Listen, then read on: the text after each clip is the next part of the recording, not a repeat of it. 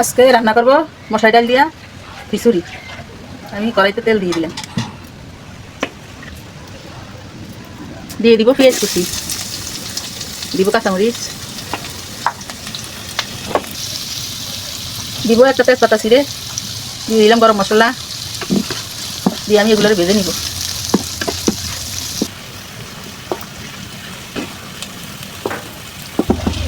পেঁয়াজটা হালকা ভাজা ভাজা হয়ে গেছে, দিয়ে দিব 1 চামচ রসুন বাটা, দিব আধা চামচ আদা বাটা, দিব আধা চামচ জিরা বাটা, দিয়ে আমি এগুলোকে ভালো করে ভেজে নিব।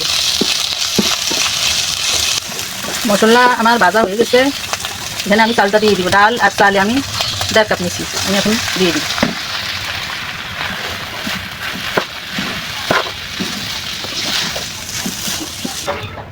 দিয়ে দিব স্বাদ মতো লবণ, আধা চামচের মতো হলুদের গুঁড়া দিয়ে দিছি, দিয়ে আমি এখন ভালোভাবে এগুলোকে ভেজে নিব তেলের ভিতরে।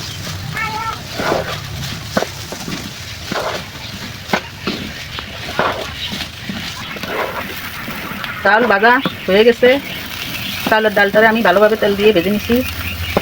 এখানে আমি এখন দিয়ে দিব 1.5 কাপ চালের জন্য 3 কাপ পানি দিয়ে দিব। 1.5 কাপ চালের জন্য আমি এখানে 3 কাপ পানি দিয়ে দিলাম। পানি দিয়ে ভালোভাবে মিশিয়ে ঢাকনা দিয়ে দিব। ঢাকনা দিয়ে দিলাম। তো বন্ধুরা, খিচুড়ি রান্না আমার কড়াইয়ে শেষ হয়ে গেছে, পানিটা আমার শুকিয়ে আসছে। আমি এখন চালটা অল্প আগুনের উপরে হালকা আগুনে কিছুক্ষণের জন্য ঢাকনা দিয়ে ঢেকে রাখবো। হ্যালো বন্ধুরা, রান্নাটা হয়ে গেছে। খিচুড়ি দেখেন, আমার খিচুড়ি রান্নাটা কত সুন্দর, কত ঝরঝরা হয়েছে। এখন আমি নামিয়ে নিব।